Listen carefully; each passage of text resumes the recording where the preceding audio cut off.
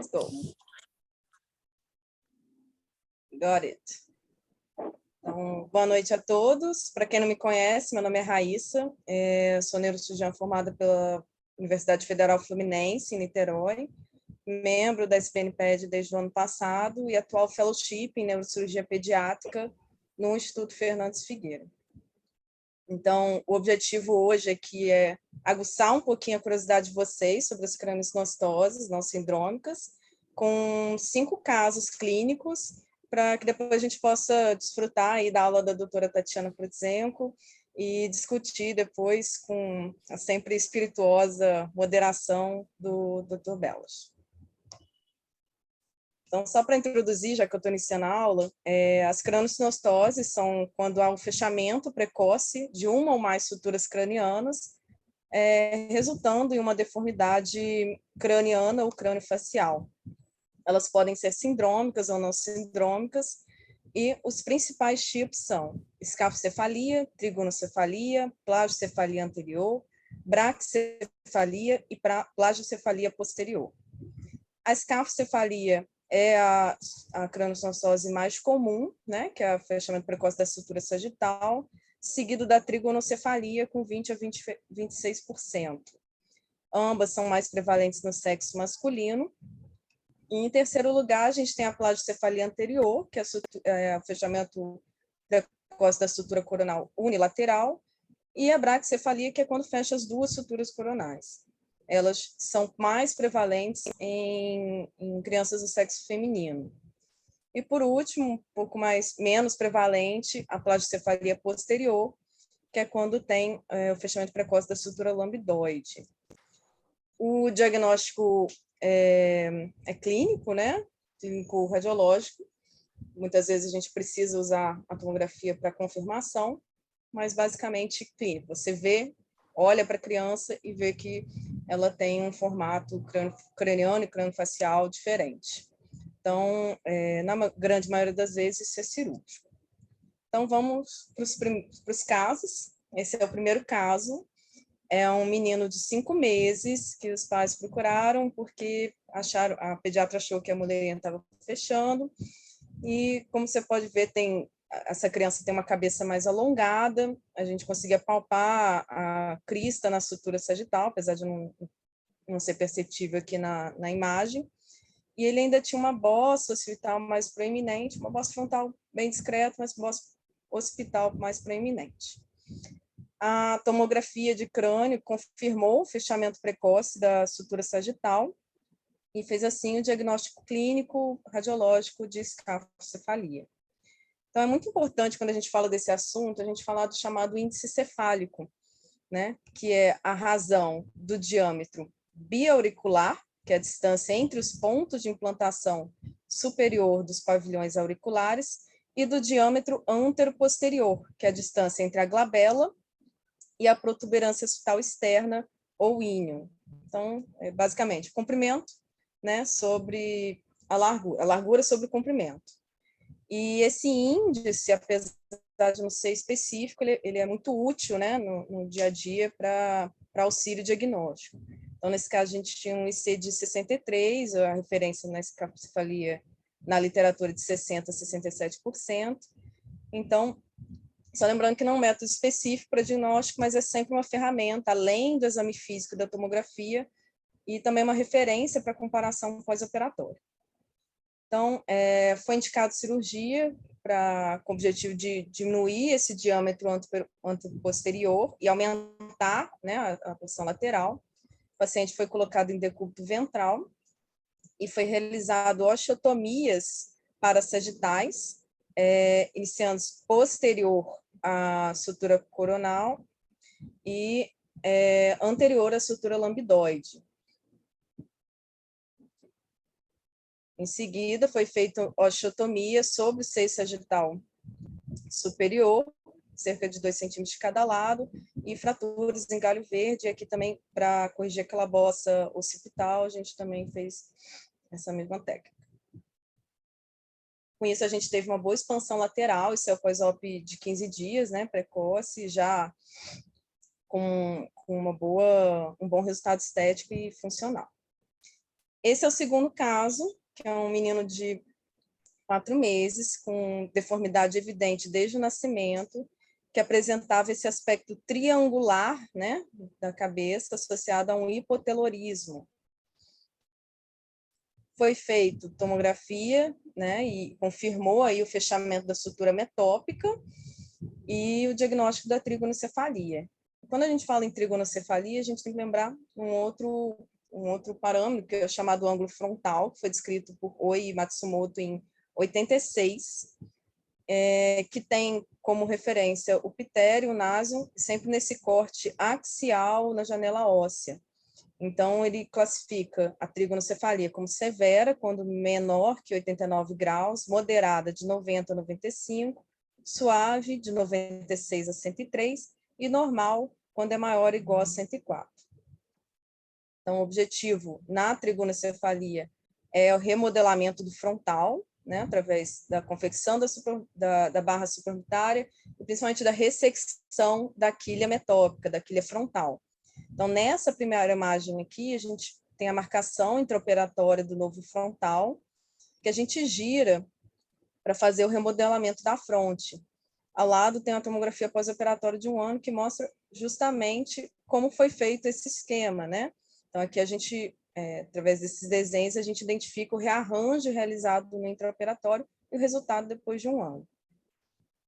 Esse é o resultado pós-operatório em 15 dias. Então, você vê que já tem um crânio redondinho, né? Uma boa cicatrização, não tem mais aquela quilha frontal. E aqui o paciente com 7 anos, já sem estigmas sociais, com boa autoestima, bom desenvolvimento escolar. E por que eu coloquei essas tomografias aqui? Nesse caso, esse paciente fez tomografia porque ele teve um TCE, mas é importante a gente sempre frisar que não é necessário, a tomografia pós-operatória é dispensável, a não ser que tenha, por exemplo, um TCE ou algum problema de ossificação, ou hidrocefalia, enfim, algo que você precise investigar. O terceiro caso é um menino de 6 meses que foi encaminhado para o nosso serviço com suspeita de trigonocefalia. A gente conseguia palpar, né, sentir ali a sutura metópica mais espessada, né, só que esse menininho não tinha uma restrição de frontal, não tinha hipotelorismo, nem outro tipo de alteração facial. Então, quando a gente fez a tomografia, a gente só viu uma hiperostose da sutura metópica, sem qualquer outro tipo de alteração craniométrica. E quando a gente aplicou aquele ângulo do frontal, a gente teve um ângulo maior que 104, ou seja, normal, e não teve, esse paciente não tinha necessidade de fazer cirurgia, né? Recebeu alta pelo serviço. O quarto caso é uma menininha com escoliose facial que vinha em tratamento com osteopata desde os 2 meses de idade e chegou para a consulta neurocirúrgica com 5, 6 meses de idade, né, depois que eles viram que não estava progredindo no tratamento. Então, percebe-se que é uma criança com assimetria crânio-facial importante, a gente tem um recuo, né, da região frontal esquerda e da órbita esquerda, com discretíssima elevação, né, aqui visível, da órbita desse lado, e um deslocamento nasal também para o lado esquerdo, que é o lado que está mais fundo, né? Então, assim. Então, quando a gente fez a tomografia, a gente confirmou o fechamento da sutura coronal esquerda, né? E ficou bem evidente aqui a elevação da órbita desse lado, que é a clássico órbita de Arlequim, né? Que é visto nas plagiocefalias anteriores e que ocorre porque há um impedimento da descida da asa maior do esfenoide desse lado, tá? E do lado onde não teve, né, onde a sutura coronal não foi comprometida, a gente vê uma bossa frontal, né, e um avanço do frontal que acentua ainda mais essa simetria facial. Na correção cirúrgica, é feita uma remodelagem do rebordo supraorbitário e um avanço unilateral para a formação de uma nova fronte. Depois a doutora Tatiana vai explicar com detalhes por que a gente faz isso aqui. E e a gente utiliza, né, a técnica do frontal flutuante. Essa é a criança, né, então no pré-operatório e no pós-operatório, né, com evidente melhora da simetria facial.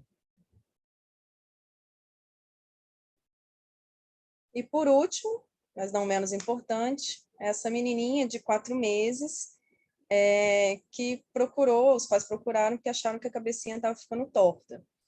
Ela tinha um frontal praticamente normal, mas tinha ali um achatamento da região occipital, né? Tinha uma bossazinha frontal e tinha um deslocamento do pavilhão auricular desse mesmo lado, né? Para baixo e para frente. Então, ela foi diagnosticada no exame físico, né? Com plagiocefalia postural, então não teve necessidade de exames adicionais, nem tampouco tratamento cirúrgico. Os pais foram orientados quanto à correção de vícios e a gente identificar outras causas de doenças, né? Então, é sempre bom a gente ter em mente, é importante a gente ter em mente as diferenças entre a plágio posicional e a plagiocefalia posterior verdadeira, né? Que é a plagiocefalia. A plagiocefalia posicional, ela vai aparecer semanas depois do nascimento, o bebê vai tender a uma posição preferida, o torcicolo vai ter presente porque é postural, né? E não vai ter crista óssea ao longo da sutura, né? Isso aqui é muito importante.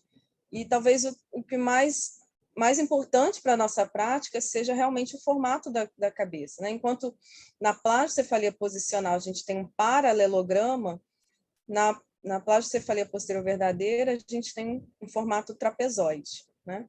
E isso vai ser um divisor entre tratar essa criança clinicamente ou cirurgicamente. Então, fica aí alguns questionamentos. Qual seria a melhor técnica para cada tipo de craniosinostose? Se existe algum limite de idade? Se, mesmo após esse limite, ainda vai ter benefício essas crianças com a cirurgia? Se toda cirurgia craniosinostose monosutural tem que ter avaliação genética, ou eu considero não sindrômico e pronto, né? E qual que é o papel do capacetinho, né, da órtese craniana? E a gente deve operar só por estética? Só por estética? Então, para isso, eu chamo a doutora Tatiana para poder tirar nossas dúvidas e abrilhantar aí nossa noite com a sua aula. Obrigada.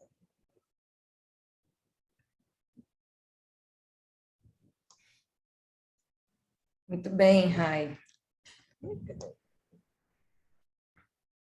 Você tem que parar de compartilhar para eu poder... Chiara está aparecendo aí, né?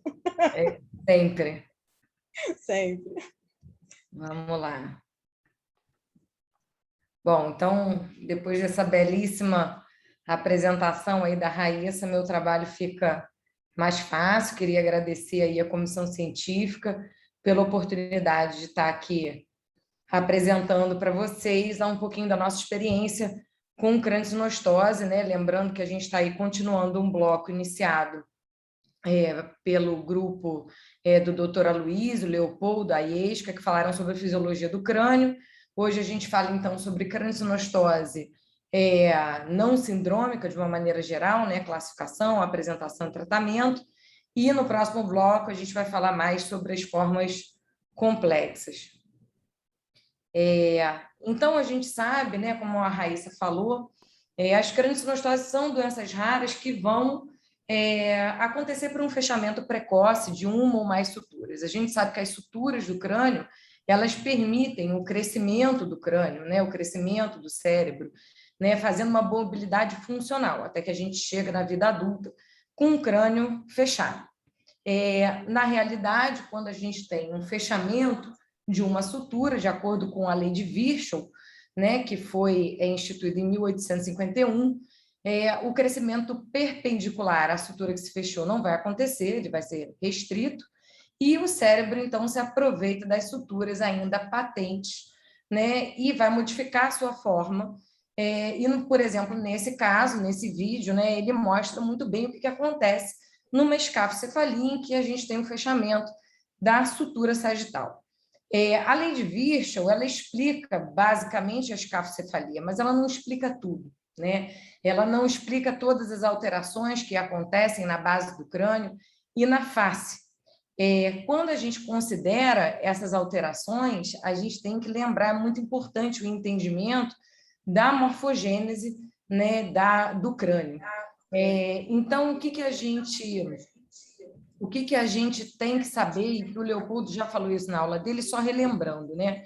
Então, os ossos frontais, os ossos da face e a parte escamosa do osso temporal são derivados da crista neural. Já os ossos parietais, occipitais, o basicrânio e a gente vai ter a porção petrosa do osso temporal vão ser derivados do mesoderma paraxial. E, então, na calvária, nós vamos ter a ossificação membranosa, intramembranosa, e na base do crânio, a ossificação endocondral. Então, na realidade, as suturas, elas são formadas por um tecido conjuntivo de um mesoderma indiferenciado e que, em algum momento, né, a proliferação celular agindo, né, em determinadas regiões, né, por conta da produção de determinadas proteínas localizadas nessas regiões, elas vão se diferenciar. Então, na calvária, geralmente, a célula mesenquimal, ela vai se diferenciar, então, no osteoblasto e no osteócito, fazendo a mineralização, e esse caminho é o caminho da ossificação intramembranosa. Já na base do crânio, o que a gente tem? Essas células mesenquimais, elas vão se diferenciar em condroblastos, em condrócitos. Esses condrócitos se tornam hipertróficos, e quando eles sofrem apoptose, as células ao redor, os osteoblastos ao redor, eles vão, então, se proliferar. Então, isso divide a ossificação intramembranosa da endocondral. Mas, na realidade, hoje a gente não sabe, a gente sabe que não é só isso. Nós sabemos que, se os condrócitos hipertróficos eles permanecerem, eles podem se diferenciar diretamente em osteoblastos e osteócitos, formando o osso. Depende do estímulo que ele vai ter. Então, hoje, apesar de ter sido descrito por muito tempo que a ossificação intramembranosa é independente da endocondral, hoje a gente sabe que não, que a calvária ela se relaciona com a base do crânio, né? E Moss foi quem introduziu essa ideia, mas ele acreditava, na realidade, que a crânio-sinostose era causada por um fechamento da base do crânio e que a força era transmitida através da dura mater para a calvária. Hoje nós sabemos, né, com o advento da tomografia, que nós temos arcos suturais que vão fazer a interação entre a calvária e a base do crânio. Que arcos são esses? Então, a gente vai ter o arco sagital, o arco coronal, o arco lambdoide e o arco parieto escamoso. Então, quando a gente olha na tomografia de crânio, né, aqui nós temos o arco sagital, que ele vai ser formado por suturas maiores da calvária, que vão ser as suturas metópica e a sutura sagital, e na base do crânio as suturas frontoetimoidais. Já o arco parieto escamoso, ele vai ser responsável pelo crescimento vertical do crânio, e na base do crânio ele vai ser formado, então, pelas suturas parieto escamosas e parieto mastoides.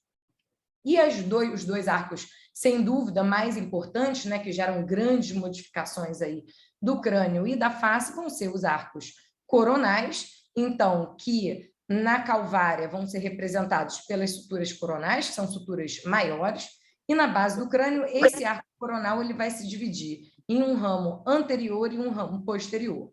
O ramo anterior vai ser formado pelas suturas frontoesfenoidais e esfenoetimoidais, e o ramo posterior ele vai ser formado pelas suturas esfenoescamosas, pelas suturas esfenoparietais e as suturas e as sincondroses esfenopetrosas. E o arco lambdoide, na calvária, então, ele é formado pelas suturas lambdoides, e na base do crânio pela sincondrose esfeno-occipital e pelas suturas occipitomastoides.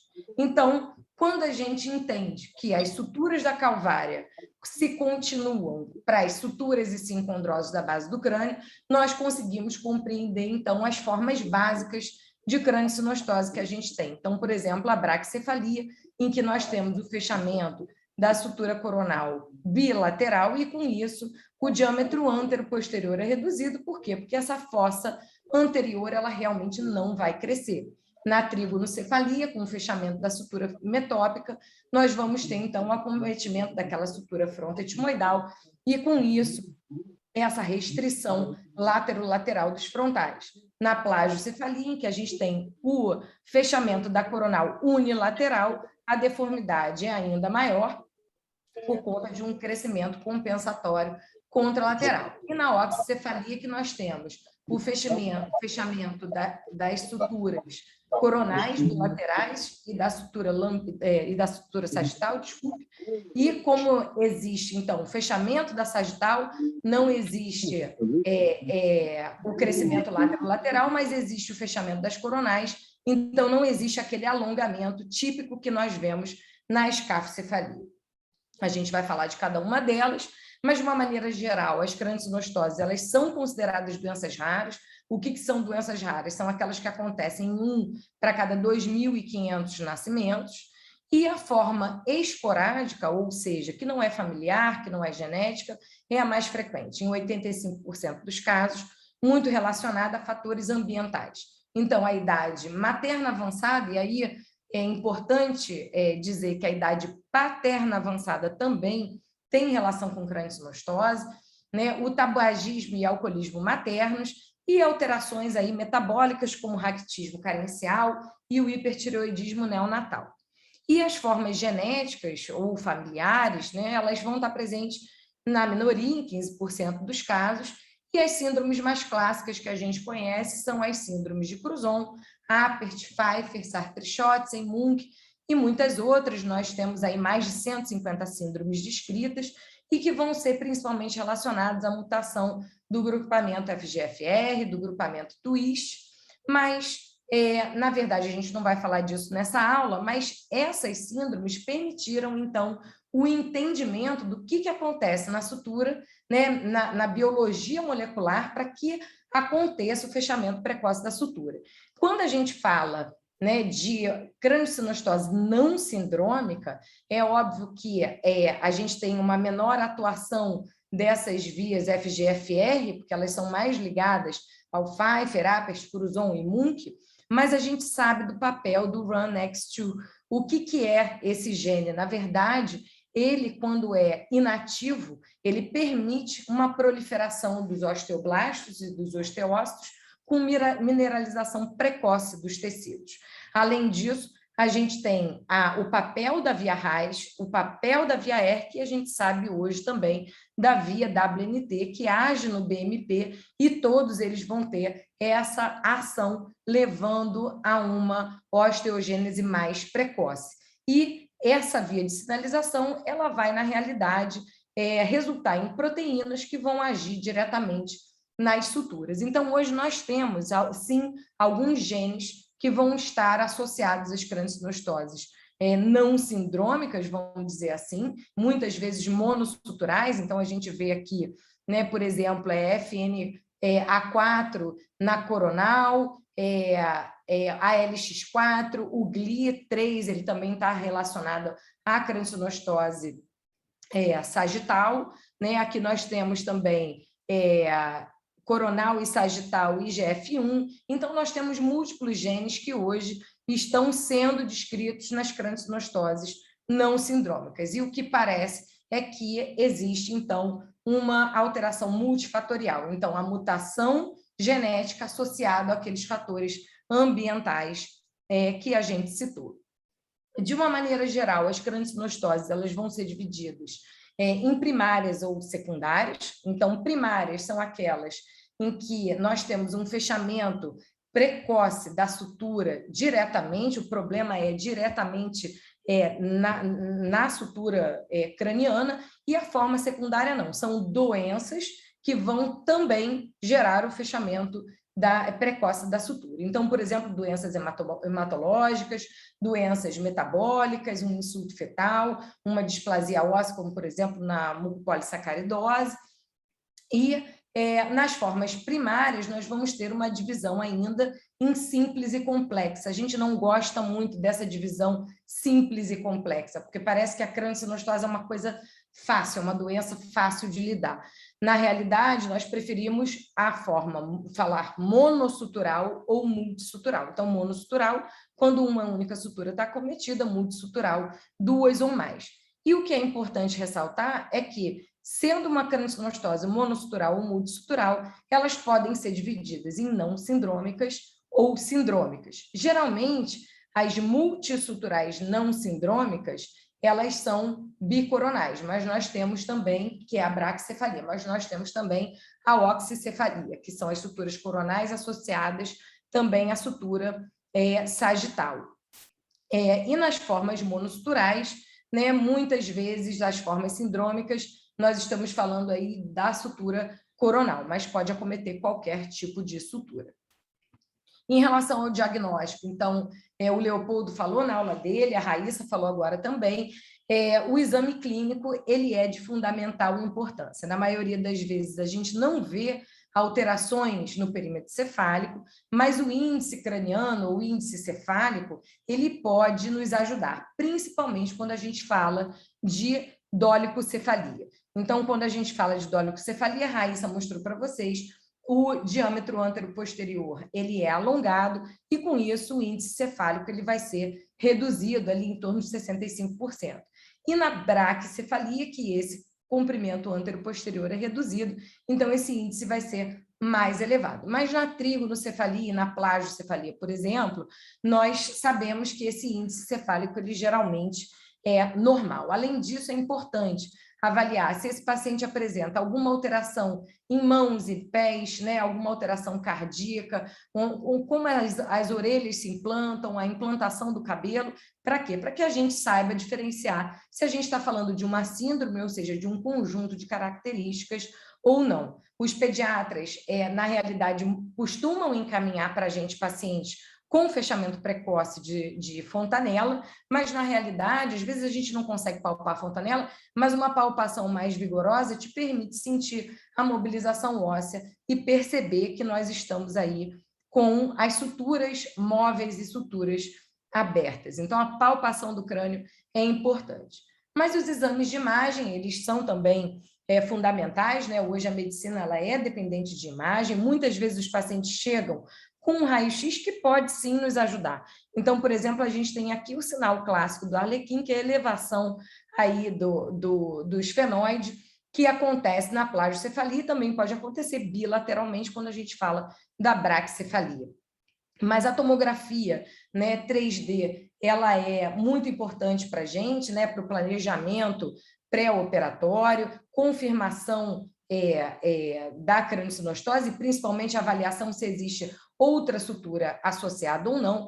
A ressonância, ela é mais reservada, por exemplo, para a trigonocefalia, que é mais associada a alterações cognitivas. Nesse caso aqui, que era uma escafocefalia tardia, que o paciente tinha um Chiari do tipo 1 e uma siringomielia, apesar de ser um paciente não sindrômico, então a ressonância também foi muito importante para a gente. E eu trago aqui uma foto do ultrassom de suturas, porque a gente discutiu sobre isso na última reunião, e, na realidade, o ultrassom de suturas, apesar de ele não... nem sempre você consegue fazer o diagnóstico com ele, nas formas posturais, né, deformacionais, a gente pode utilizar dessa via para não irradiar o paciente à toa. Então, aqui a gente mostra uma sutura coronal, né, aberta, e aqui a sutura sagital fechada no ultrassom. É claro que, quando a gente olha para o guideline, né, do Journal de Cirurgia Craniofacial, nós vemos que tanto o raio-x quanto o ultrassom, eles são utilizados, eles indicam a utilização. O ultrassom, em mãos experientes, podem ter uma sensibilidade bastante alta, especificidade também, porém com um nível de evidência 3. Então, na realidade, a gente reserva, né, esses ultrassons para aquelas plagiocefalias posicionais com pais aflitos, que você, mesmo clinicamente vendo que é uma forma posicional, você pode utilizar desse artifício para justamente confirmar e acalmar essa família. Então, a gente vai falar especificamente de cada craniosinostose, né, clínica e depois o seu tratamento. Então, em relação às craniosinostoses monosuturais, o carro-chefe é a escafocefalia, mais frequente em meninos, né? Então, aqui o caso que a Raíssa mostrou, né, como a criança tem o fechamento da sutura sagital, ela tem o diâmetro lateral reduzido e antero-posterior aumentado, o paciente pode apresentar uma bossa frontal, pode apresentar uma silhueta occipital posterior estreita ou pode apresentar as duas coisas ao mesmo tempo. Outro caso, né, em que a gente mostra, é muito nítida essa restrição lateral, e a gente não pode esquecer que a escafocefalia, mesmo sendo uma única sutura, geralmente sendo uma forma não sindrômica, mas nós também temos formas familiares. Então, está aqui um bebê que foi operado de escafocefalia e o seu pai também havia sido operado na infância, né? Você nota que ele tem uma restrição ainda lateral bastante importante. Então, são casos, né, que merecem a investigação genética e o aconselhamento genético. Em relação à trigonocefalia, hoje ela é a segunda mais frequente, né? A taxa de diagnóstico ela aumentou muito, de Rocco refere aí nos últimos 20 anos um aumento de 420% do diagnóstico, e ela é caracterizada, então, por um fechamento precoce da sutura metópica, então uma restrição aí do crescimento frontal, esse aspecto triangular da região frontal, e aqui a tomografia 3D mostrando o fechamento precoce da sutura metópica. O hipotelorismo ele é muito frequentemente associado, né, levando ao estrabismo. Esse hipotelorismo acontece porque, lembrem daquele arco sagital, né, que então vai acometer essa sutura frontoetimoidal.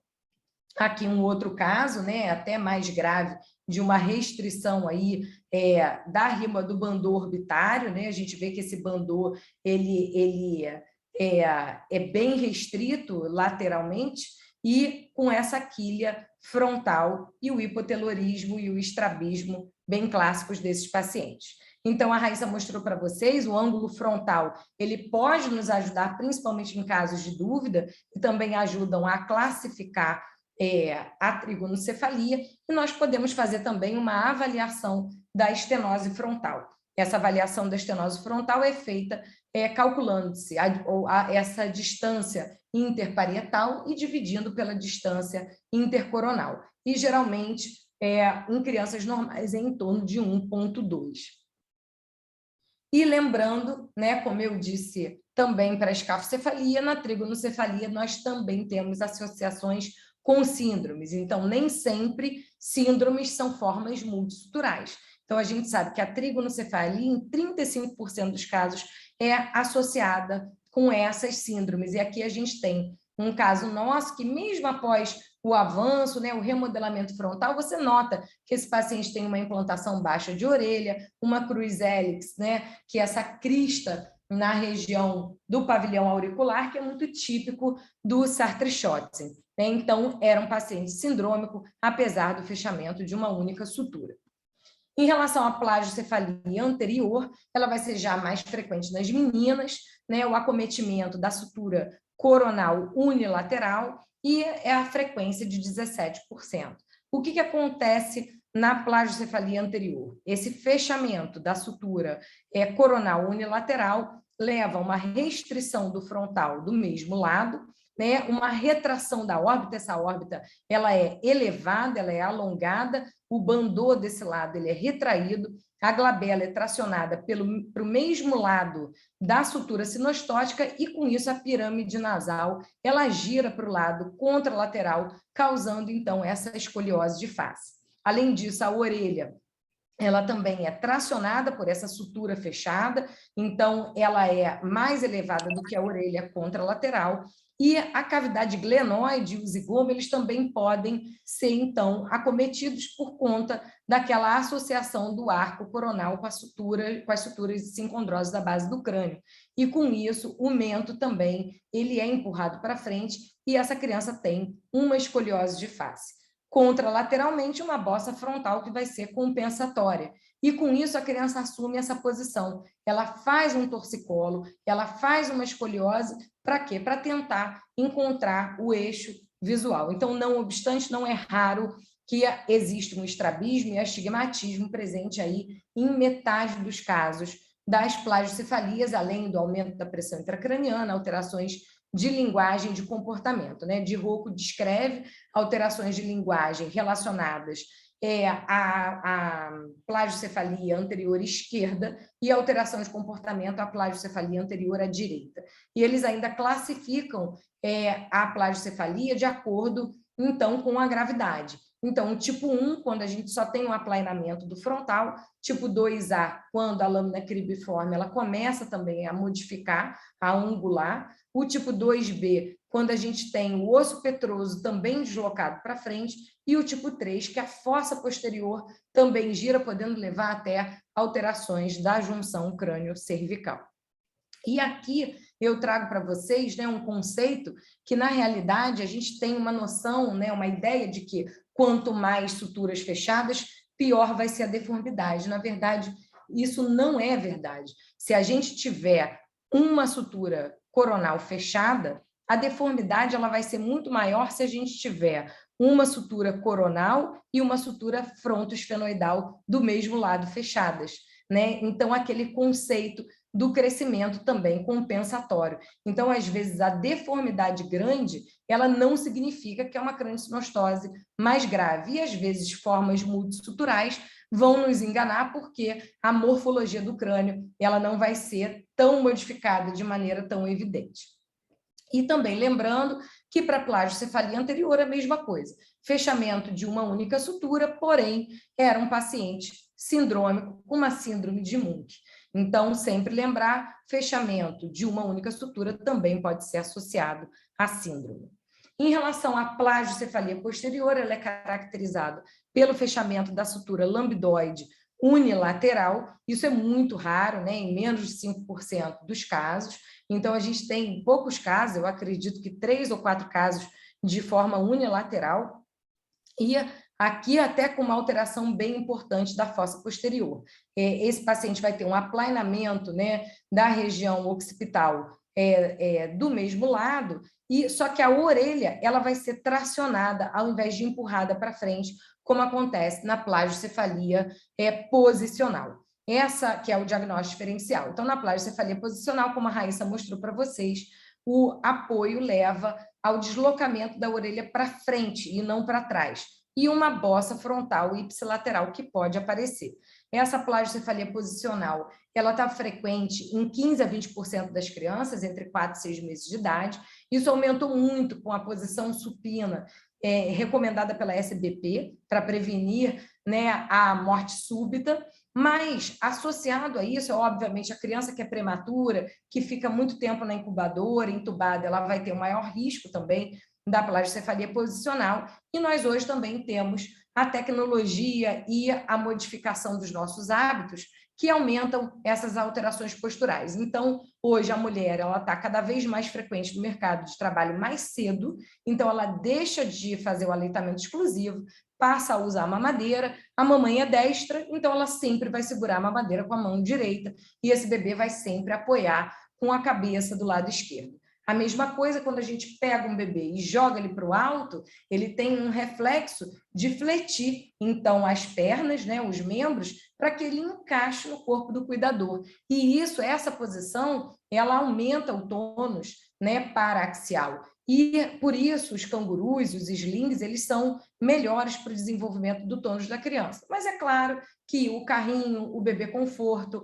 eles são práticos, mas também fazem com que as crianças apoiem por muito mais tempo a cabeça, enquanto existem deslocamentos até andando na rua, né? E essa deformidade, a gente prefere chamar de deformidade posicional do que de plagiocefalia, porque senão a gente fica com essa sensação, né, de que é uma forma verdadeira, e não é. E a gente tem uma classificação, que é a classificação de Argenta, né, que vai, então, mostrar a evolução do que pode acontecer com essa criança, levando aquele aspecto do paralelograma que a Raíssa mostrou para vocês. e tem a braquicefalia também deformacional, que é o apoio, então, bilateral, né? E que isso chama muito mais a atenção dos pais, né? Isso geralmente é uma procura muito grande, principalmente relacionado aos prematuros. Enquanto na plagiocefalia verdadeira, posterior, nós vamos ter, então, esse aspecto trapezoide. Em relação ao tratamento, nós recomendamos modificações posturais, né? O capacete, geralmente, nós não recomendamos. As hortas, elas são reservadas principalmente para as cirurgias endoscópicas, que nós vamos falar mais para frente. Então, voltando para as formas verdadeiras, né? Agora nós vamos ver as crâniosinostoses multissuturais.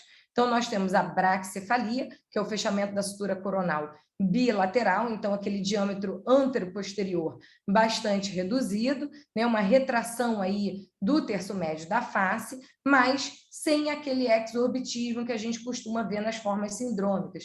Essa paciente com mãos e pés normais. Então, essa paciente fez exame genético, né? Fez NGS, e o exame foi negativo. Então, a gente pode ter a braquicefalia também numa forma não sindrômica. E a oxicefalia, a mesma coisa aqui, o fechamento das suturas coronais e da sutura sagital, redução do diâmetro antero-posterior e também sem anomalia genética associada. Em relação ao tratamento das crâniosinostoses, por que a gente trataria? Porque esteticamente esse bebê tem uma deformidade? Na realidade, a gente sabe que não. Esse trabalho do Jess Taylor, ele da Filadélfia, ele é muito interessante e que mostra para a gente, né? Eles fizeram medida invasiva da pressão intracraniana em todos os casos operados, sindrômicos, não sindrômicos, se foi um avanço fronto-orbitário, se foi uma expansão posterior, e a gente percebe que no pré-operatório, os pacientes não sindrômicos, mesmo com uma pressão intracraniana ali próxima à faixa normal, essa pressão reduzia no pós-operatório, né? Pós-craniectomia. Obviamente, a gente não vai fazer pressão invasiva em todos os pacientes, mas a gente tem inúmeros trabalhos que mostram aí os problemas funcionais que acontecem nos pacientes não operados, né? Na verdade, o grupo de Roterdã, ele mostra que na trigonocefalia, esses pacientes têm uma prevalência baixa de hipertensão intracraniana. Geralmente, eles não têm papiledema. Apesar disso, eles são relacionados com alteração cognitiva e comportamental de maneira muito importante. Na plagiocefalia anterior, como a gente já falou, né, de Rocco e colaboradores demonstraram que a plagiocefalia anterior à esquerda é relacionada a alterações de linguagem, à direita a alterações de comportamento, e as crâniosinostoses da sutura sagital, né, a escafocefalia, pelo grupo de Roterdã também foi evidenciada uma maior incidência aí de hipertensão intracraniana em relação às outras crâniosinostoses monossuturais. E nesses casos aqui, eles diagnosticaram por papiledema presente aí em 10% dos casos. É óbvio que o papiledema nem sempre ele vai estar presente, não é o exame mais sensível, né? O exame mais sensível seria a tomografia de coerência óptica, mas que nem sempre está disponível, né? Mas que tem aí uma sensibilidade muito maior, e aí o índice de hipertensão intracraniana ele já aumenta para praticamente 30% nas formas monossuturais. Então, o tratamento ele não é estético, esse tratamento também é estético, é claro que os pais te procuram por conta disso, mas o tratamento ele é funcional. E quando que a gente deve tratar? Então, de uma maneira geral, a gente deve considerar o peso da criança, né? A partir de 4 e 6 meses de idade, a maior parte das crâniosinostoses monossuturais, elas podem começar a ser tratadas, porque o sistema hematológico é mais maduro, então nós não vamos ter aí a hemoglobina fetal, que é uma hemoglobina que carrega mal o oxigênio. Essa criança vai ter um maior volume sanguíneo circulante. Nós sabemos que o volume sanguíneo circulante ele é de 80 ml por quilo no bebê, então um bebê de 3 quilos, ele vai ter aí metade de um copo de Coca-Cola do cinema como volume sanguíneo circulante. Então, você não vai colocar um paciente desse em sala para fazer uma reconstrução da calvária total, né? E a calvária também ela se torna mais firme e mais madura a partir dessa idade. Mas até os 12 meses nós vamos ter o remodelamento final do crânio da face. Mas é claro, quanto mais precoce, melhor. Na escafocefalia, a partir de 3 meses a gente consegue fazer com grande segurança. Já na plagiocefalia e trigonocefalia, a gente prefere uma idade mais próxima dos 6 meses, em que o remodelamento ele é mais fácil. E como a gente deve tratar, né?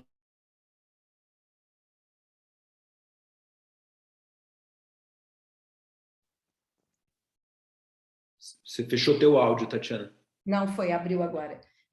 Desculpe. Então, decidindo pelo tratamento, como que a gente deve tratar, né? Você deve ter aí um suporte anestésico e no centro cirúrgico muito importante, né? A gente, geralmente, no planejamento cirúrgico, a gente prefere utilizar a ponteira de monopolar colorado, né, para diminuir a perda sanguínea já na pele, a dissecção subgaleal, né, diminuindo aquele descolamento do periósteo, né, do osso, para que a gente consiga aí economizar o máximo de perda sanguínea possível.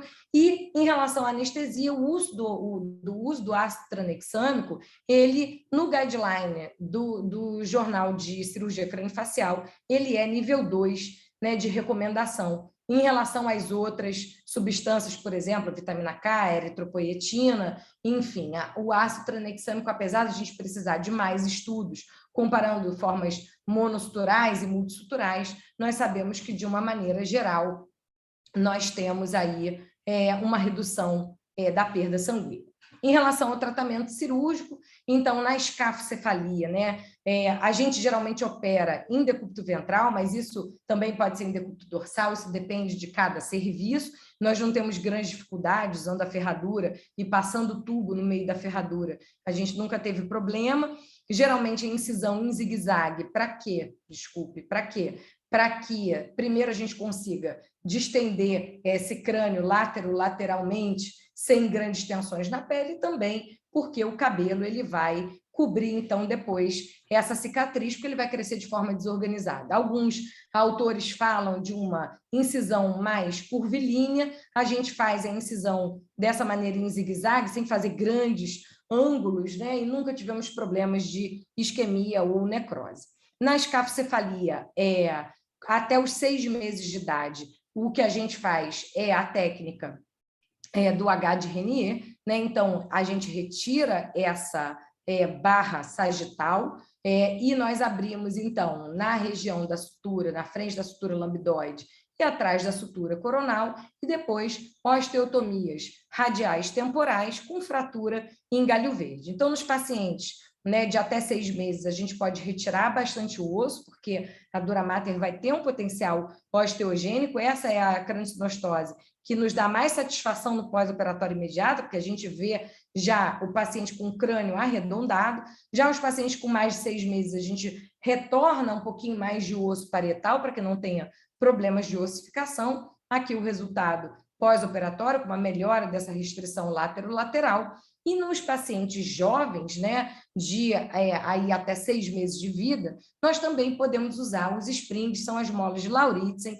Essas molas foram introduzidas na década de 90, né? Então, aqui a gente tem um caso, a gente nota um alongamento antero-posterior muito importante, uma bossa frontal importante nesse paciente, a tomografia confirmando aí a craniosinostose sagital, né, com essa bossa frontal e uma silhueta, uma restrição occipital. E como é que é a técnica? Então, esse foi o nosso primeiro caso que nós fizemos com springs. Nós fazemos uma incisão em S, né, como foi o nosso primeiro caso, a incisão foi até maior. Nós fazemos uma suturectomia e o spring ele é então colocado a 1 centímetro aproximadamente dessa margem óssea. E essa tomografia do pós-operatório do dia seguinte, em que a gente já nota aí um espaçamento bem importante, né, dessa suturectomia que foi realizada.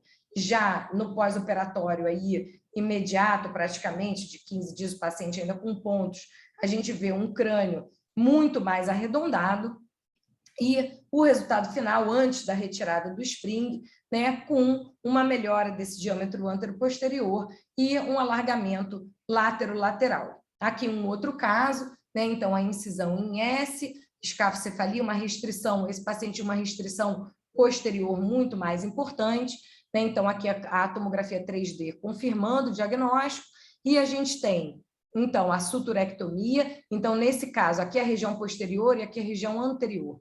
Então, nesse caso, a gente coloca os springs do meio para trás, porque a restrição era muito maior na região posterior, já no pós-operatório imediato, um crânio um pouco mais arredondado.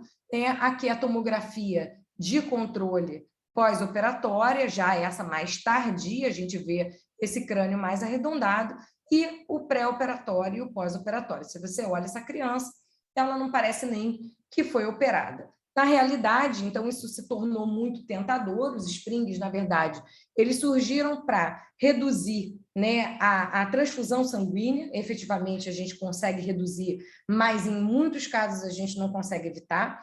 Principalmente diminuir a restrição lateral perto da asa do esfenóide, que às vezes os pacientes ficam. Então, a ideia é que a força da mola ela é transmitida para a base do crânio, e com isso você diminui essa restrição, você diminui o espaço morto, né, e diminui as falhas de ossificação, uma vez que você retira menos osso.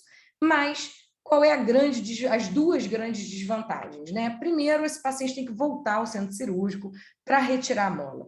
E a segunda coisa é que o paciente, se vocês notaram, a gente fez tomografia de crânio de controle em todos eles. Então, na realidade, e que a gente não faz normalmente, numa escafocefalia de forma convencional, aberta, que a gente resolve em 45 minutos de cirurgia, e esse paciente não precisa mais retornar ao centro cirúrgico. Então, apesar de ser uma técnica muito tentadora, ela tem essas desvantagens. Em relação ao índice craniano, a gente não vai se prender a isso, mas os resultados são muito semelhantes da forma convencional, e uma redução aí da transfusão sanguínea, mas eu chamo a atenção que é uma redução. Nós tivemos apenas um paciente de escafocefalia que não foi transfundido. Então, na realidade, oferecer 2 cirurgias a esse paciente pode ser difícil, pode ser complicado. Em relação à forma tardia, então, são os pacientes com mais de 1 ano de idade. Nesses pacientes, a gente não pode deixar grandes falhas ósseas, então a técnica já passa a ser um remodelamento da calvária. Então, esse é um caso de um paciente que apresentava um espectro autista, ele reclamava muito de dor de cabeça, e vocês notam aqui essa restrição, né, lateral importante, próximo às estruturas coronais. Então, a gente optou por realização desse remodelamento, né, pensando aí em uma melhora comportamental, mas principalmente melhora da cefaleia que efetivamente aconteceu. Então, na realidade, a gente troca a região que era posterior por anterior e o que era anterior por posterior, remodelando esse crânio, né, tornando aí dando um espaço maior para expansão, aqui o pós-operatório imediato e esse pós-operatório aqui mais tardio, e que a mãe ficou muito satisfeita porque o paciente melhorou o comportamento. Obviamente, ele não deixou de ter o espectro autista, mas melhorou o comportamento e também diminuiu aí as queixas, parou de reclamar de dores de cabeça frequentes. Outra forma tardia, então, nesse caso, o paciente com cefaleia, né, um diâmetro antero-posterior bem alongado, vocês veem, esse paciente já tinha aí 3 anos de idade, e na ressonância, um Chiari do tipo 1. Então, a gente fez o remodelamento, né, da calvária, principalmente indicado aí pela presença desse Chiari 1.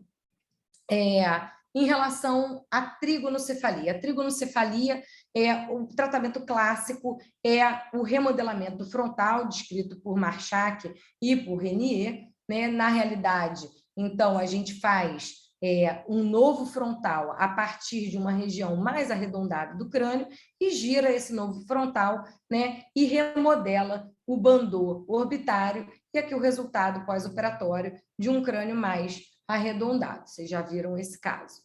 Existem outras técnicas, né? O importante é entender que a órbita, o bandô, ele é em formato de V. Então, a gente precisa fazer uma fraturinha em galho verde nessa região central e depois também uma drilagem da porção lateral da órbita bilateralmente, de forma que a gente tenha, então, uma órbita normal com a sua angulação normal. Então, a gente não precisa fazer um avanço como a gente faz na braquicefalia, mas, na realidade, o avanço ele é realizado pela correção desse bandô. Aqui uma outra técnica, né, e uma correção da região frontal. Aqui uma outra técnica em que a gente gira a região frontal, né, para baixo, e com isso, remodelando, a gente pode dividir esse frontal em dois, a técnica não importa, o neurocirurgião pode usar a técnica que é mais adequada para ele, para a experiência dele, desde que o resultado aí seja de um avanço funcionalmente adequado.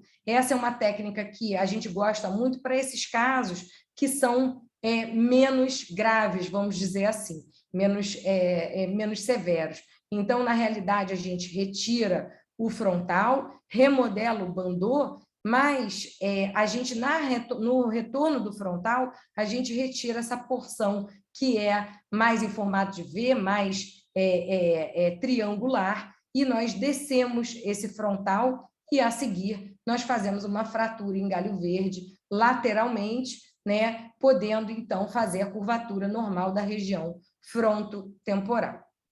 Em relação à plagiocefalia, também a técnica clássica aí, descrita por Marchak, né, que é do avanço unilateral e a retirada do novo frontal de uma região mais posterior, mais arredondada.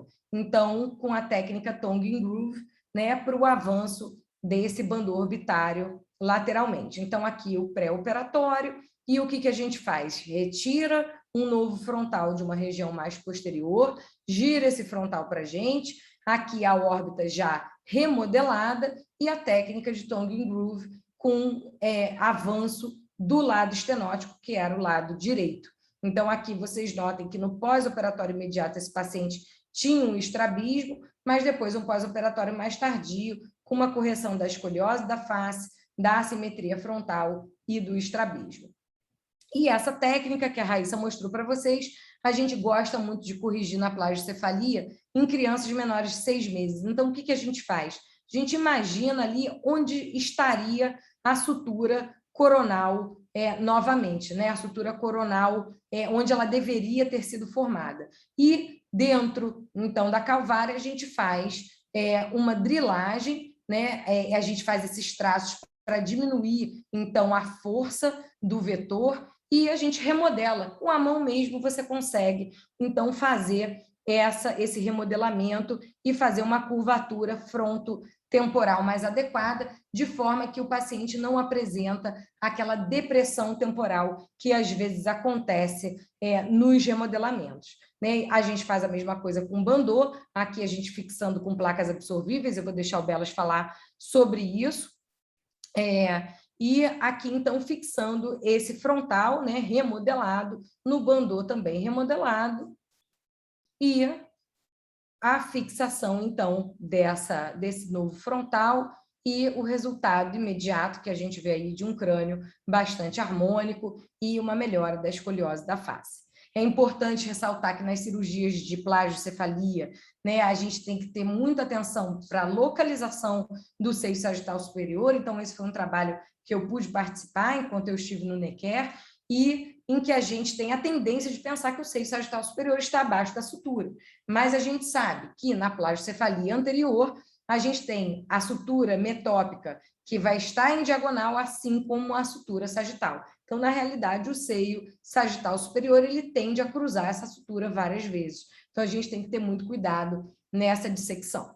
E nós temos ainda a forma endoscópica, né, que pode ser utilizada em todos os casos, de escafo, de trígono, de plágio, mas nós normalmente não fazemos, e no Brasil também é menos frequente, né, a gente descrever essa técnica. Mas o que eu quero chamar a atenção desse trabalho é que quando que eles escolhem a endoscopia? Para plagiocefalia sem uma distopia orbital grave, ou sem uma bossa frontal bem marcada, isso é muito difícil, escafocefalia abaixo de 7 meses e trígonocefalia abaixo de 4 meses de idade.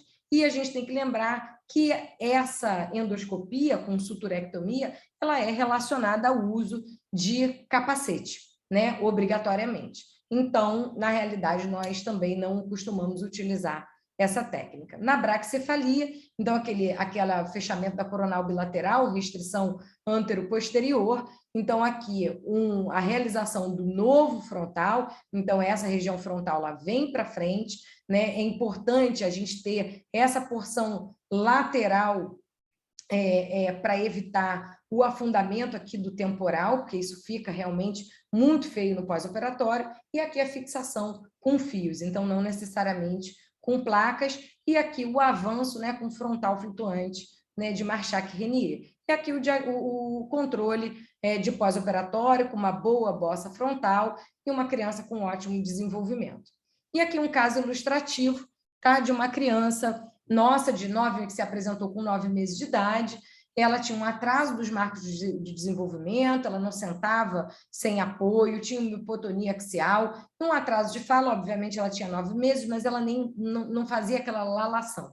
Não teve nenhum problema relacionado ao nascimento, a mãe não tinha nenhuma história de doença, não fez uso de cigarro ou de álcool, e essa criança estava em tratamento para uma plagiocefalia postural, vamos dizer assim. Só que, apesar desse aplainamento e rarefação de cabelo, a gente nota, né, uma alteração aí de órbita, apesar de muito discreta. Ela não tinha uma escoliose de face, nem nada disso. Mas isso me deixou muita dúvida, então foi solicitada uma tomografia de crânio. Notem a fontanela aberta, né, como foi dito na aula da sociedade anterior a essa, que o fechamento da fontanela não tem essa relação com a cranicinostose. Então, aqui a gente tem um fechamento da sutura coronal do lado esquerdo, com a órbita mais alongada e com a fontanela aberta. Só que essa criança não fez aquela bossa contralateral, não fez aquela importante escoliose de face. E isso explicado porque, do mesmo lado, ela apresentava, então, o fechamento da sutura lambidoide. Então, por conta desses dois fechamentos, né, quando a gente tem o fechamento da sutura coronal, teoricamente a gente faria uma bossa contralateral. A mesma coisa, fechamento da sutura lambidoide, uma bossa contralateral. Vocês notem que aqui tem uma bossa discreta parietal à direita, porém, esses vetores eles acabam se anulando, porque a sinostose ela é do mesmo lado. Então, nesse caso, a gente optou por cirurgia, começamos com um remodelamento posterior, notem o sinal da prata batida do lado estenótico, né? E depois desse remodelamento, essa paciente retorna já sentando sem apoio, 2 meses depois, mas mantendo o atraso de linguagem. A gente não quis arriscar isso, então fizemos também o avanço fronto-orbitário, né? Então aqui o remodelamento desse frontal e com o avanço, né, do lado estenótico, que é o lado esquerdo, o lado contralateral, e um remodelamento daquela bossa parietal que ela apresentava. E aqui o resultado aí estético, né, funcionalmente essa criança ainda tem algumas questões de linguagem, mas é isso para exemplificar que a gente tem aqui uma forma não sindrômica, ela fez até um exoma e que veio todo negativo, né, e que a gente pode ter 2 suturas fechadas e não ter uma deformidade muito grande, né? E não ter uma forma sindrômica. Aqui um outro caso que chegou mais tardiamente para a gente, a mesma coisa, fechamento da coronal e da lambidose do mesmo lado, mas notem a bossa parietal muito importante nesse caso. Então, deixo aí de take-home message para vocês que nem toda cranicinostose monosutural vai ser uma forma não sindrômica, né? Então, a gente viu isso na escafo, na trígono, na plagiocefalia. E nem toda forma multissutural vai ser sindrômica. Então, nós temos braquicefalias que nós não temos, por exemplo, síndromes associadas. A gravidade da deformidade, ela não vai refletir a gravidade ou extensão do processo sinostótico. Então, na plagiocefalia, a gente tem uma deformidade, uma escoliose de crânio de face que, às vezes, não é tão importante como eu mostrei, então, nesse último caso de fechamento de coronal e lambidoide do mesmo lado. E, por fim, que o tratamento ele deve ser individualizado, né? Deve-se escolher a técnica de acordo com a idade do paciente, o tipo de cranicinostose, a própria experiência do cirurgião. Existem diversas técnicas, mas o que é mais importante, que o neurocirurgião compreenda como acontece o dismorfismo, né? A alteração que existe, a associação que existe entre a calvária e a base do crânio, o impacto funcional, que é uma realidade, então não é uma cirurgia estética, a noção de que malformações associadas têm que ser investigadas e a preparação do ato operatório, né, num centro de preferência especializada para que uma cirurgia simples, não, né, mais simples como a escafo, não se torne aí um problema muito grande para o status hemodinâmico dessa criança. Muito obrigada, estou pronta aí para a gente discutir.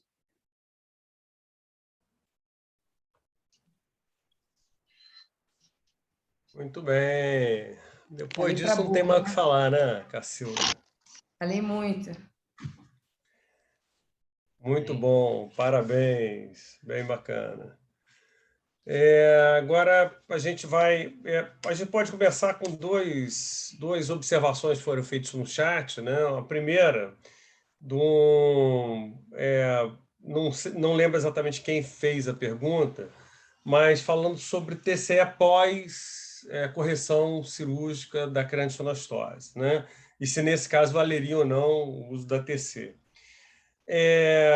Isso acontece com muita frequência. A gente tem, parece que as crianças pressentem que estão com o crânio aberto e se jogam no chão com mais facilidade ainda. É uma loucura, elas caem muito, caem muito. E quando você bota essa criança passando por uma emergência e pega um radiologista desavisado que olha aquele crânio completamente destroçado e reconstruído, esse cara quase tem um surto psicótico. Então, realmente, salvo a criança esteja com alteração de consciência importante, eu acho que não tem nenhuma indicação de você fazer no pós-operatório, mesmo no caso do TCE. Lembrando que o crânio está todo aberto. Então, a possibilidade de ter um hematoma ali, alguma coisa hipertensiva, que não seja notada a palpação, vai ser mínima, né? E o outro querido Peterson, lá do Espírito Santo, falou sobre as craniosinostoses secundárias às injúrias perinatais ou neonatais. Cara, essa é uma craniosinostose que não é uma craniosinostose, ela não é sinostótica, né? Na verdade, ela é um fechamento secundário por uma atrofia cerebral, mas cabe ressaltar aqui que talvez a mãe mais feliz com uma cirurgia foi uma mãe que a gente operou num caso desse. Essa mãe teve no consultório umas 20 vezes. Eu ligava a Tatiana, a pentelha está aqui de novo, está querendo operar essa criança, você topa? Lá pela 20ª vez a gente topou fazer. Obviamente, o pulmão horroroso, ficou internada 18 meses, 52 mil meses, mas essa mãe era felicíssima. A cara da criança permitiu que ela, pela primeira vez, não levasse essa criança tapada e coberta para fora. Não alterou em absolutamente nada o status neurológico dela, mas isso gerou uma harmonia familiar mais adequada, né? Então, eu acho que tem seu lugar, com indicações muito precisas, muito bem estudado, muito bem falado o risco para essas famílias. A questão não é nem da cirurgia, a cirurgia não é nada demais, mas o pós-operatório foi tormentoso, porque tratam-se de crianças neuropatas, etc, etc, etc. Bem, agora falar algumas coisinhas rapidamente. Primeiro, plasticefalia é talvez a mais difícil de todas pela assimetria. A Tatiana falou isso, né? É muito mais fácil você corrigir uma coisa que é errada dos dois lados, que é uma coisa que é errada de um lado só e que você tem que imaginar. Isso foi muito minimizado quando a gente passou a fazer avanço em todas elas. A cirurgia que se fazia antigamente era pegar um ladinho só e sair empurrando. Você fazia uma craniotomia, deixava um lado fixo, saía empurrando do outro lado. Hoje nós fazemos um avanço do bandô bilateral, independente de você tirar um frontal novo ou não tirar um frontal novo. Aquela sacanagem de fazer aquela drilagem, quebrar com a mão e tal, dá um resultado estético muito bom, porque, na verdade, você dá, quanto mais curvas naturais você tiver, mais harmônico é o resultado. Isso o pessoal da plástica sabe melhor do que a gente, mas a gente vai aprendendo ao longo dos anos, né? E lembrando que fora de grandes centros, fora de centros especializados, seguramente a escafocefalia é a mais operada por neurocirurgiões não pediátricos. O cara se atreve mais na escafocefalia, acha que aquilo ali é fácil, viu na residência 1 ou 2 vezes, e acaba que essas escafocefalias vêm em menor quantidade, não em centros especializados, não em centros maiores, porque aí cada macaco já está meio no seu galho, você sabe, manda para lá, manda para cá, mas cidades que todo mundo meio que faz de tudo, essas escafos acabam com pessoas que fazem isso de uma maneira geral. Lembrar que também a causa principal, quando manda para a gente, é o fechamento da fontanela. Fechamento da fontanela é uma das causas principais. E lembrando que Fontanella tem uma faixa de normalidade de fechamento que vai lá de 4 até 15 meses. Então, enfatizando o que a Raíssa falou, enfatizando o que a Tatiana falou, e que o doutor Salomão falava de uma maneira muito enfática, é que você dá o diagnóstico na sala de espera. Você vai até pedir exame depois. Mas o diagnóstico, você não tem dúvida que é uma trígono, você tem dúvida que é uma escáfula, você não tem dúvida que é uma paracefalia. Então, craniosinostose sem deformidade não ou não deve ser, ou raramente não é craniosinostose. Bem, agora lembrando a coisa do time, né, o uso do transamin, sangramento e tudo mais. Os anestesistas levaram anos para ficarem do jeito que a gente queria. Eles levaram anos para entender essa dança do anestesia, CTI clínica, é uma coisa que leva muito tempo para você montar. Então, essas sindrômicas, essas de maior complexidade, elas, obviamente, são mais facilmente operadas e dá menos problema quando em centros especializados. Que você conta ou não com cirurgião plástico, mas, principalmente, com anestesista de excelente qualidade, que vai saber fazer o sangue antes de começar a dar problema, aquele sangue que vai antes, a criança sai redonda. Você tem que receber aquela criança e que não te perturba depois, porque sabe exatamente cada etapa que vai ser cumprida ali após aquilo ali. Então, a questão do time e o advento do transamin para a criança realmente fizeram muita diferença no caso das craniosinostoses, principalmente síndrome. Fala, presidente. 2 perguntinhas fáceis aí para vocês. Vai. Primeira, até quando operar uma escafocefalia que chegou tardio lá no serviço? As crianças já mais velhas, com a cabeça deformada, até quando vocês indicam? E a segunda, como é que vocês lidam com famílias com restrição à hemotransfusão? Bem, nosso recorde foi de 4 para 5 anos. Né? Foi talvez a mais velha que a gente tenha operado, embora eu tenha tentado empurrar pela garganta da Tatiana uma de 7 anos, que ela me impediu de operar, porque eu estava tendo um surto psicótico no dia. Né? Fiquei com pena da mãe, aquela coisa toda e tal. Quanto à restrição religiosa, restrições, né? A gente está discutindo, talvez, o grupo mais tradicional nessa questão é a testemunha de Jeová. Né? A testemunha de Jeová, a gente está diante de uma cirurgia em que a possibilidade de reposição sanguínea é beirando os 100%. Se você pensar no pós-op tardio, é 100%. Então, esses pacientes têm que ser muito bem esclarecidos que ou eles vão ter a reposição ou eles não vão operar. Porque com determinados grupos, você problema, ele te aciona.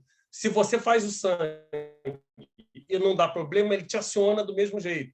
E existe uma coisa muito interessante, particularmente na testemunha de Jeová, é que se a criança for, por exemplo, um avô assume a dianteira do caso e bota lá, ou então o hospital assume a guarda da criança, já aconteceu também, faz-se a transfusão, essa criança é considerada impura e, eventualmente, ela não é aceita na comunidade dela de volta. A gente já teve 2 ou 3 casos de crianças abandonadas por conta disso aí. Então, isso aí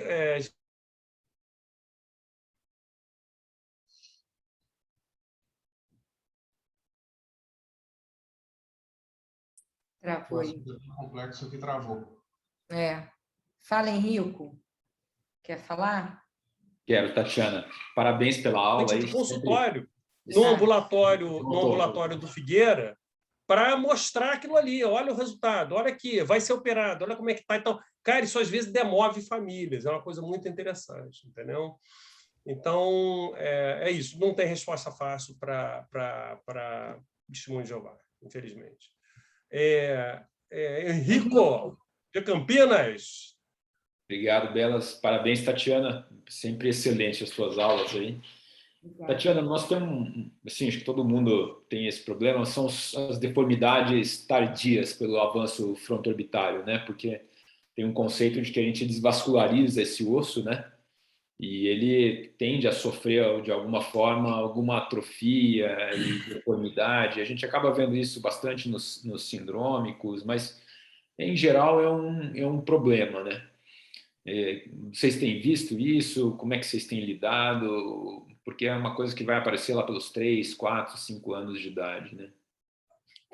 Na verdade, a gente evita aí uma dissecção subperiosteal, né?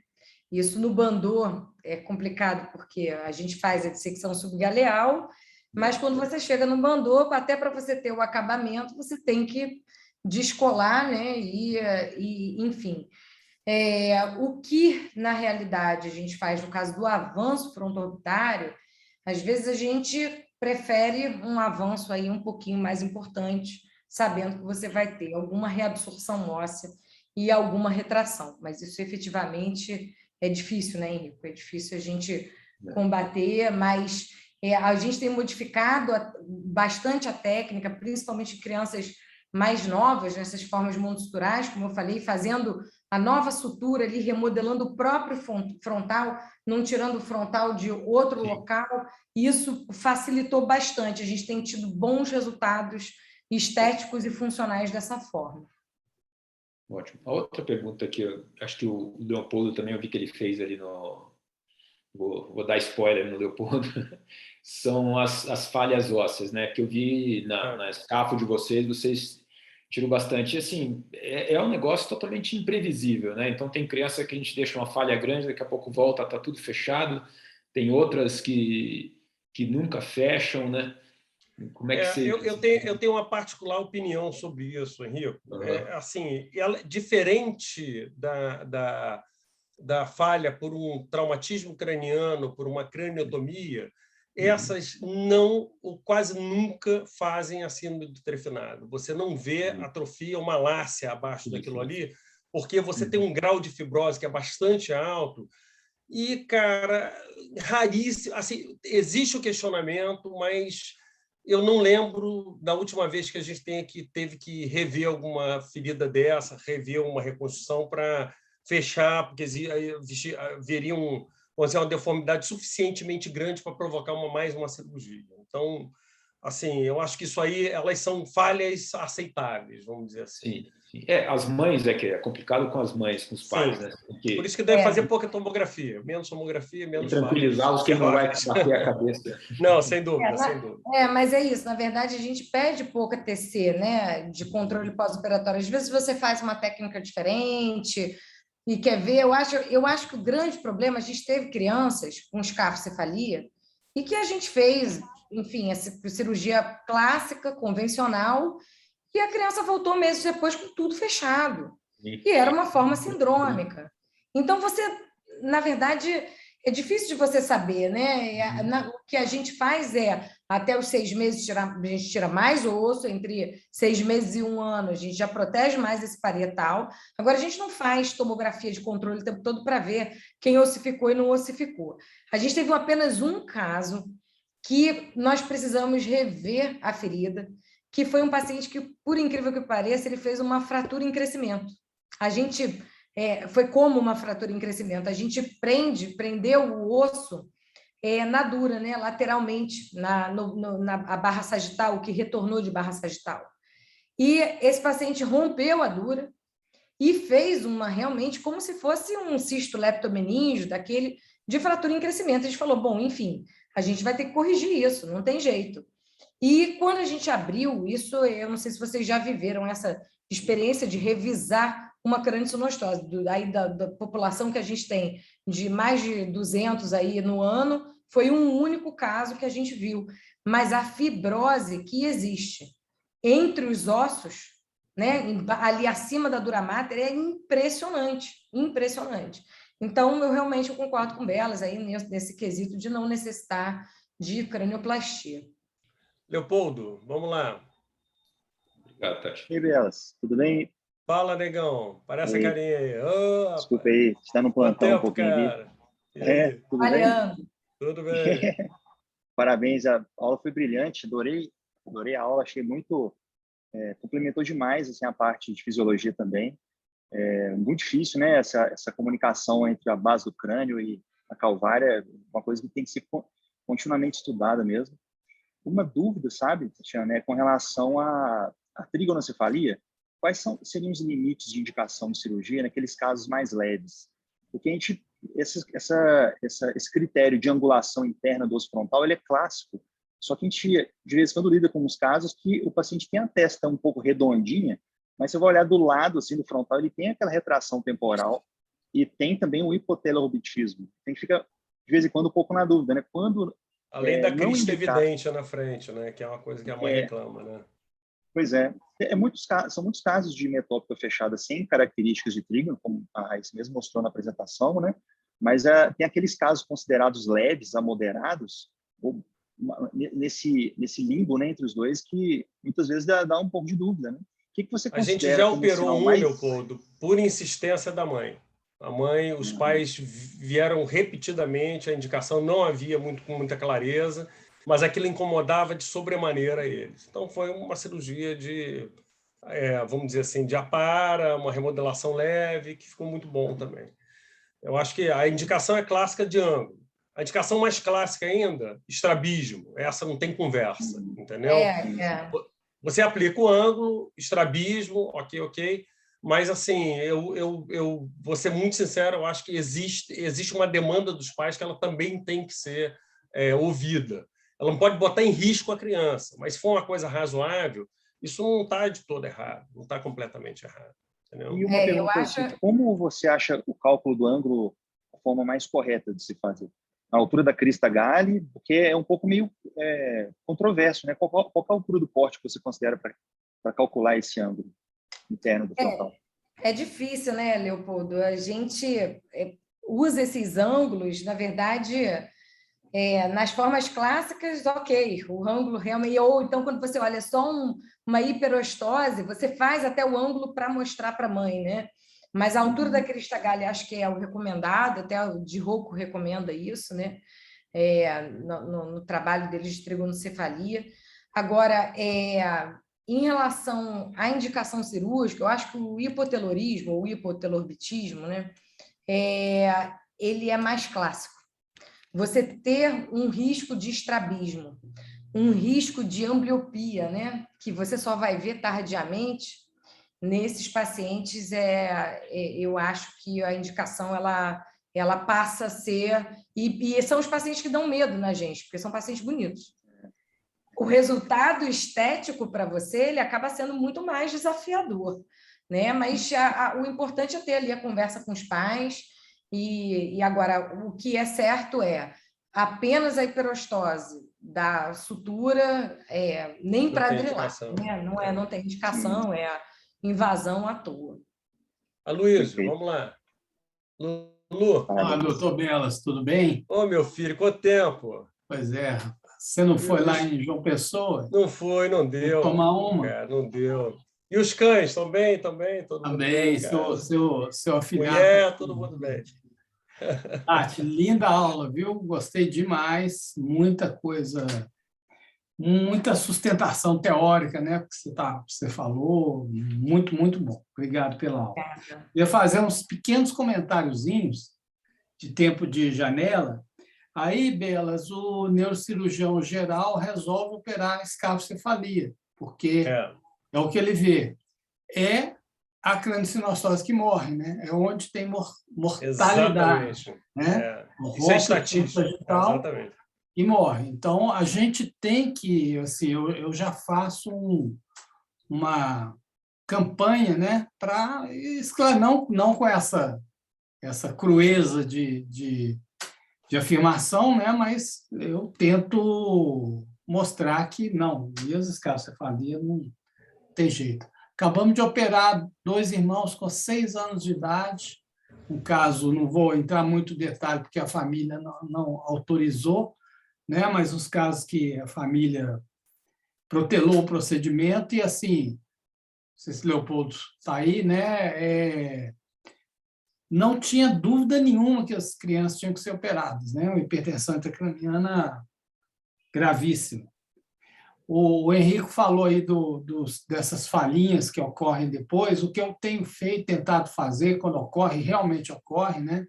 É fazer que eu convencionei chamar de retoque. Então, às vezes, fica um pouco alto a testa do lado direito, um pouco retraída do lado esquerdo. Aí, evidentemente, uma segunda cirurgia, a gente vai drilando aquele ossinho de excesso, pega o pozinho e usa o mesmo pozinho para fazer retoques dos outros lados. Costuma ficar muito, muito agradável.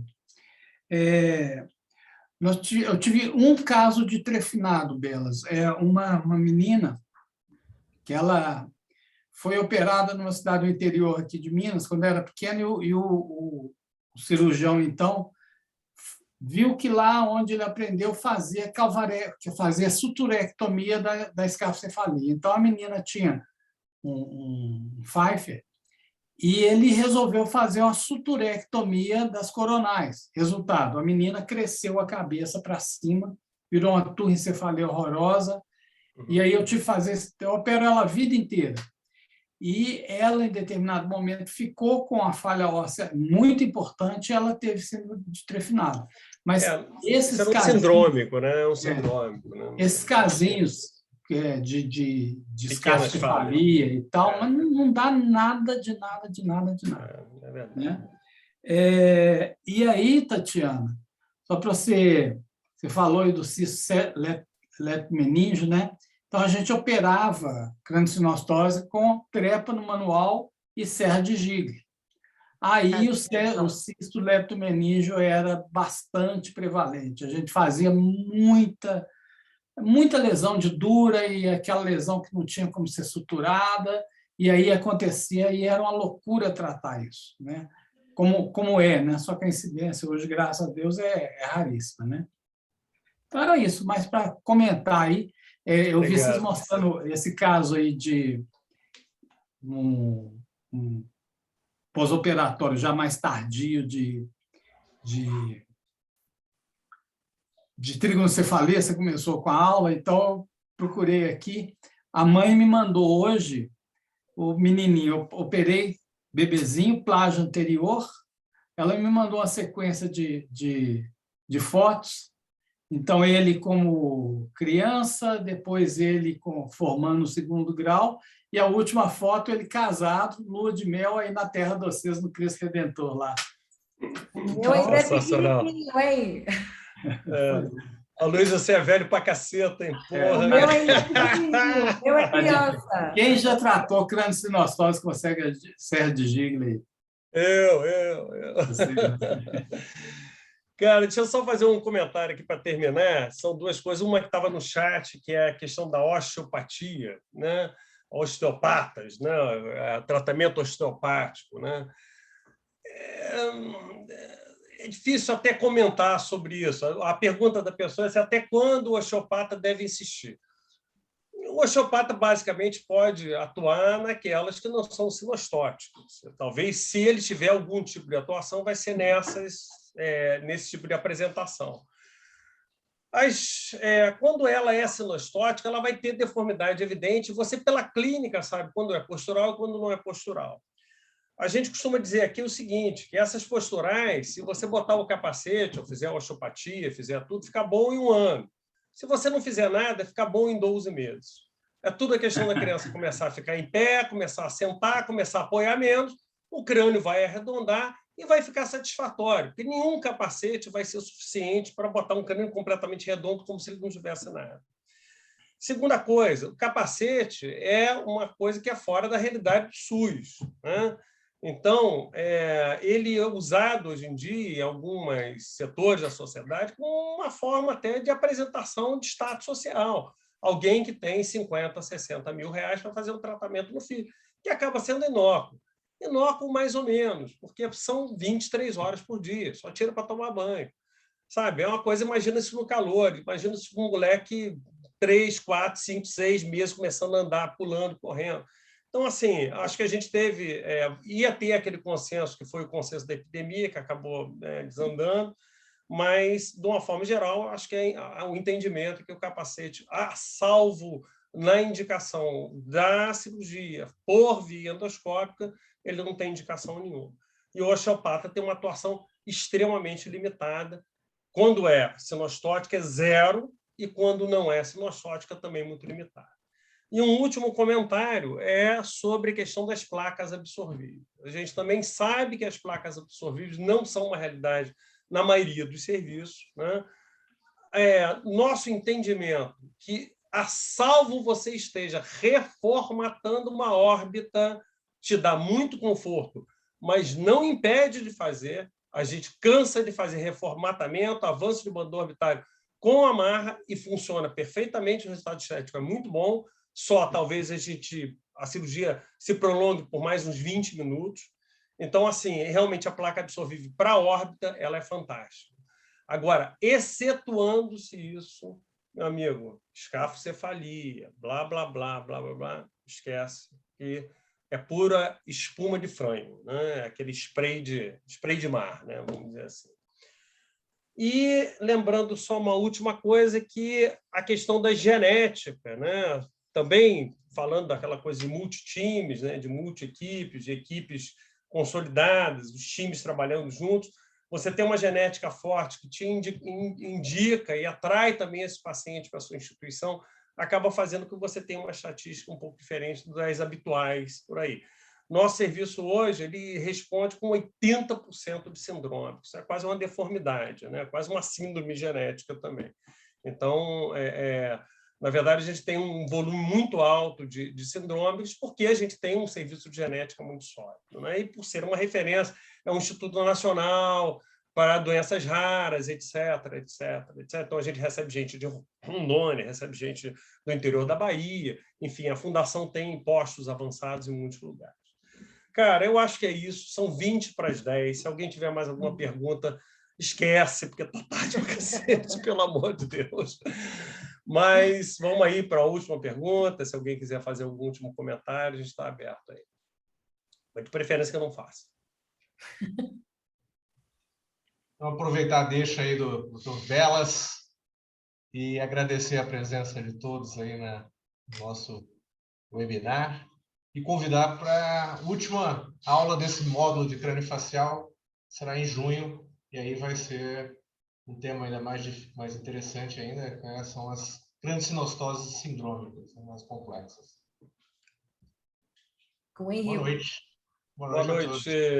Beijo para todos. Beijo Boa para todos. noite, gente. Boa noite, Tchau, boa noite. tchau. Até mais. Obrigada. Boa noite, boa noite. Parabéns, Tatiana, de novo.